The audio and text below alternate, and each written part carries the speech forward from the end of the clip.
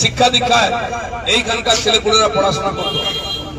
সারা দেশে doctor, engineer, বিভিন্ন ইউনিভার্সিটিতে প্রফেসর, লেকচারার, এমনকি সৈন্য বিভাগে এয়ারফোর্সের প্রধান, নেভি প্রধান, আর্মির প্রধান ভারত বাঙালিরা ছিল।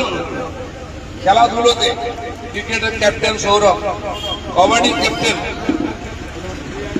আর বিশ্বজিৎ পালি, ফুটবলের ক্যাপ্টেন পিকে, এদের মতো খেলোয়াড় বিশ্বজগে নেতৃত্ব দিয়েছে ভারত। আর কোথায় ভারতের ক্রিকেট দল, ফুটবল দল, অন্য খেলা উঠেই গেছে। এই পরিস্থিতির জন্য আজ বাংলায় আমরা পরিবর্তন চাই। যারা চাকরি দিত সারা দেশের লোককে, কলকাতা, দুর্গাপুর, আসানসোল, এইসব এলাকায় দেখুন এত বাইরের লোকেরা এসছেন, বিহার, ইউপি, উড়িষ্যা, হিন্দিভাষী, মহারাষ্ট্র, কর্ণাটক থেকে ব্যবসা করতে আসতো লোকেরা। আর আজ চাকরি তো ছেড়েই দিই, আমাদের ছেলেপুলে চাকরি পাচ্ছে না। আমাদের ছেলেপুলেকে পরিযায়ী শ্রমিক হয়ে বাংলার বাইরে যেতে হচ্ছে, ভিন্ন রাজ্যে চাকরি করতে।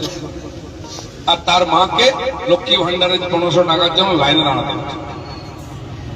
যারা আছে দিদিমণি, তারা চাকরি দিতে পারলেন না, পড়াশোনায় করতে পারলো না, পড়াশোনা হয় না, চাকরি পেল না, তাই বেকার ভাতা দিচ্ছেন, তাদেরকেও লাইনে দাঁড়াতে হচ্ছে ফর্ম ফিল আপ করে। লম্বা লম্বা লাইন পড়েছে, আমি দেখে এলাম। 5 বছর আগে যখন লক্ষ্মী ভান্ডার শুরু হয়েছিল, তখন সকাল থেকে মায়েরা গিয়ে লাইনে দিতেন। গরমেতে মাথা ঘুরে মারা গেছে, পায়ে চাপা পড়ে মারা গেছে, এত বড় ভিড়, ডজন ডজন মহিলা। আজ যে বাঙালি সারা ভারতকে খাওয়াতো কৃষিতে, ব্যবসায়, সে আজকে ভিক্ষা চাওয়ার জন্য লাইনে দাঁড়াতে বাধ্য হচ্ছে। মমতা ব্যানার্জি আমাদেরকে 15 বছর এটাই দিয়েছেন, যুবকদের বেকার করে দিয়ে বাংলা ছাড়া করেছেন, নাহলে বেকার ভাত দিচ্ছেন। আর তার মায়েদেরকে, বোনেদেরকে লাইনে দাঁড় করিয়ে লক্ষ্মী ভান্ডার দিচ্ছেন।